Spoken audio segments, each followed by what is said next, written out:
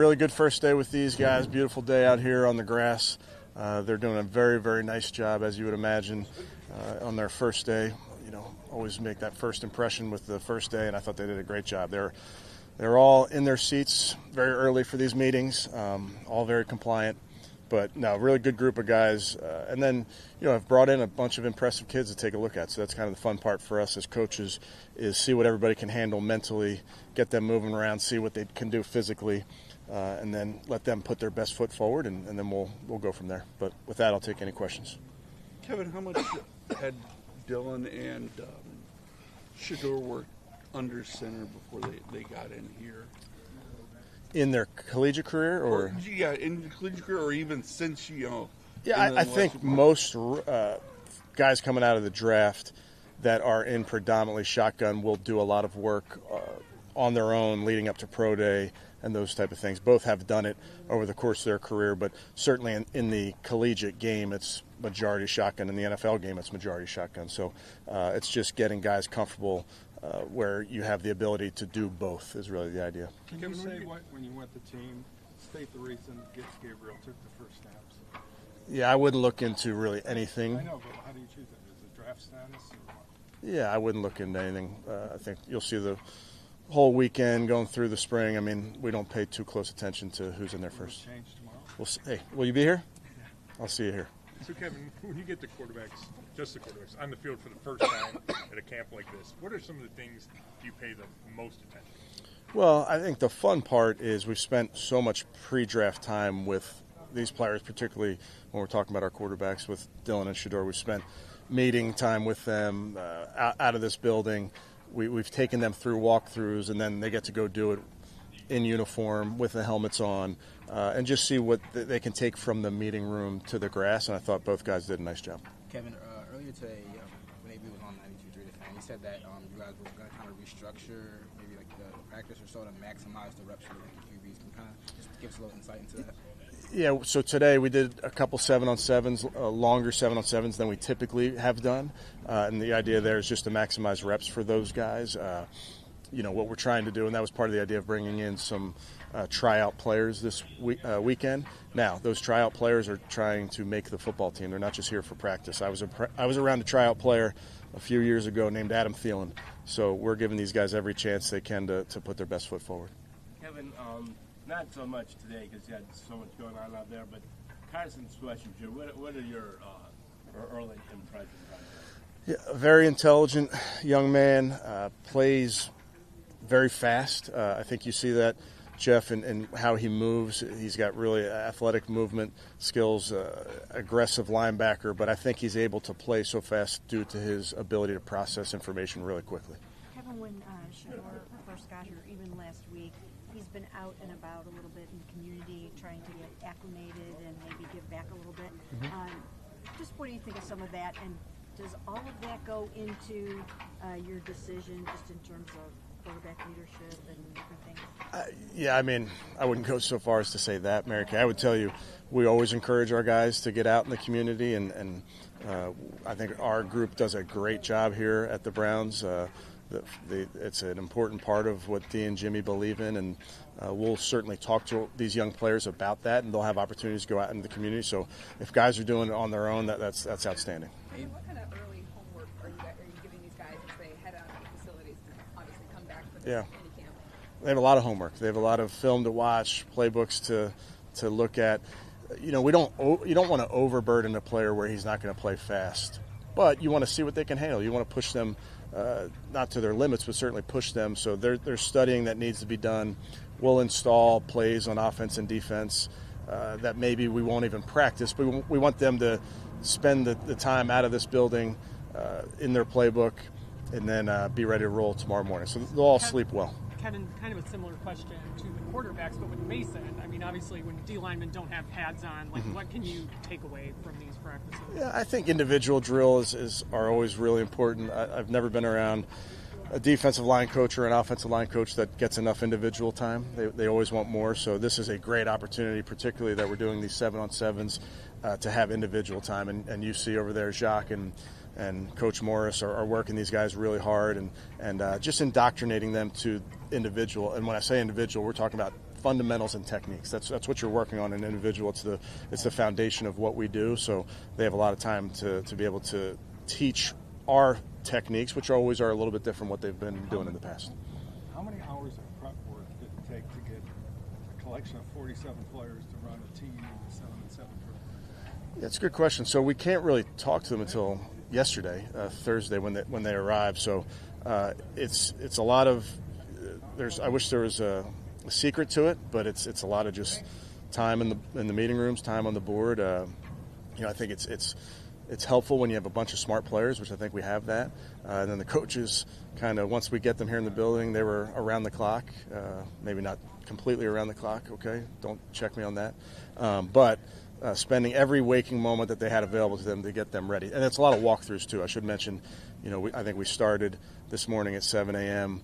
I bet you there was a ton of walkthrough at each position going on throughout the day. Kevin, we've seen Kenny Pickett and Joe Flacco, some photos of them, some videos of them working in the off-season program already.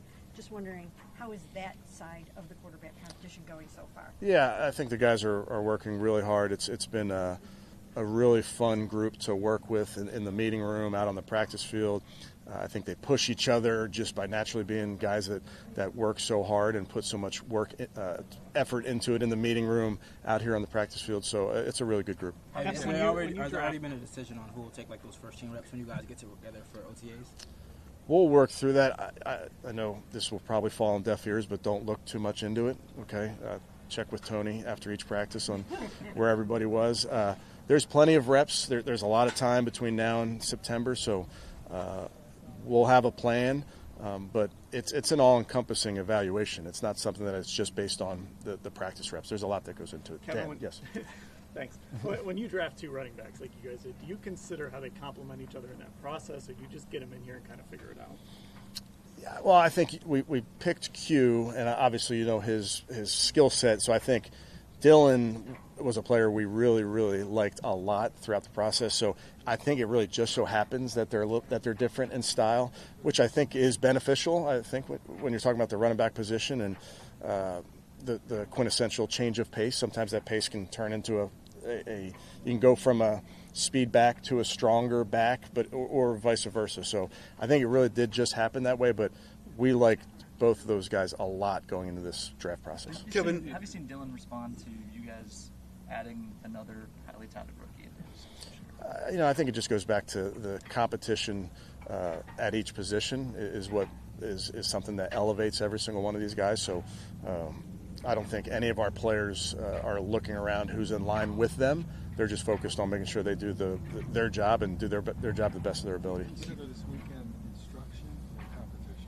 I think it's both. I think you can do both. I think part of who we are, part of our core is being competitive. That's what we do in sport. That's certainly what we do in this building, out in these fields. Everything, we're constantly competing. Now, you're also competing with yourself, of course, but everything we're doing is always competitive. Kevin, kind of going back to the quarterbacks, big picture, I know it's only May 9th, but is there a point where you kind of, in your mind, say, we have to go from 4 to 3, 3 to 2, because of the overall getting the football team ready for to play games, or is this something that you could go to, you can stick with 4 all the way through in terms of the general competition? Yeah, we'll kind of keep it.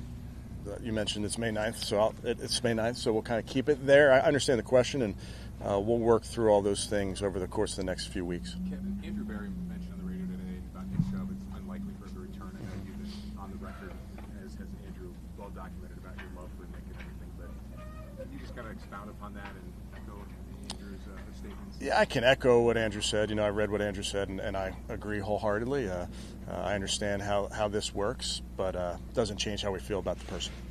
Would there be a scenario that you would ever bring him back?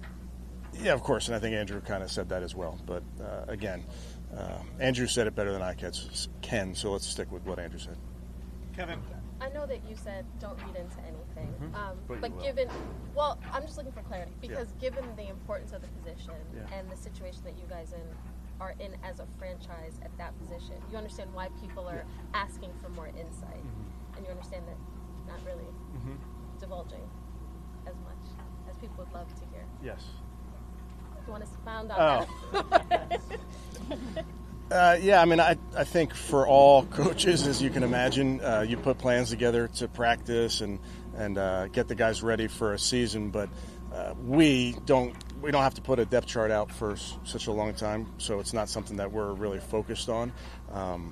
How guys come off the field in terms of who gets the first shot at it. I mean, you may get the first rep of practice with the ones, but then the next period you may get the second group. So we vary it throughout.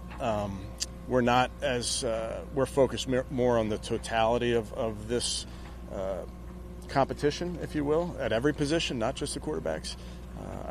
I told the players last night, we tell them this, we're evaluating everything they do, out on the field, in the meeting room, in the weight room. We want to see how they work. So this is a total evaluation. It's not just about one rep at rookie minicamp or one rep in an OTA. It's really all about the body of work.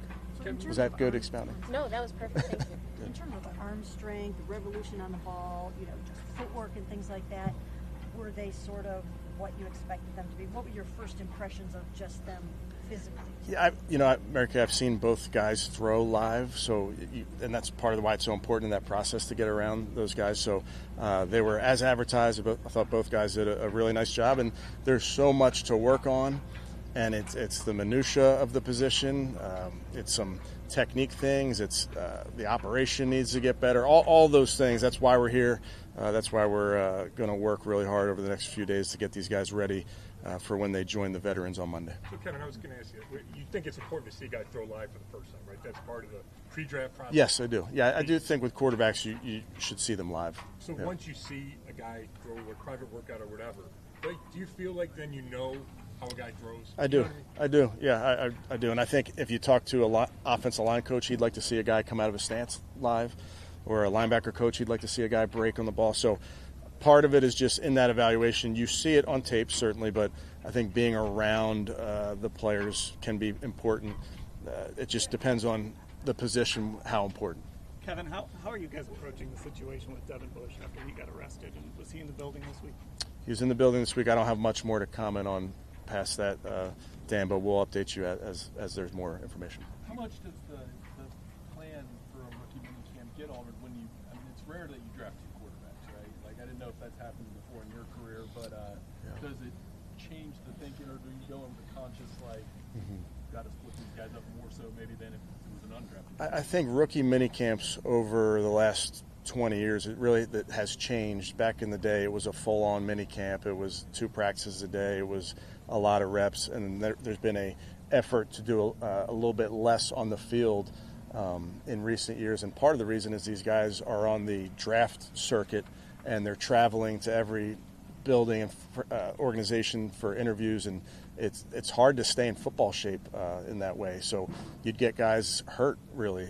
So we're trying to balance the ability to get some live reps and see these guys move and still do it safely because it is May and these guys haven't been playing football in a little while. Regardless of who went first in 11 on 11s and 7 on 7s, it looks like you're trying to give them both almost an equal amount of reps. Is that accurate, or maybe 55-45? Yeah, that's fair. I think certainly for this camp, Mary Kay, that's the idea, and to split the reps. You guys are always talking about blocking out the outside noise. Obviously, there's a lot of hype that comes around Shador. What is your guys' role in helping quiet that? Yeah, I've talked to our team many times over the years. We're not so caught up in outside noise. We kind of worry about what's going inside in between our walls.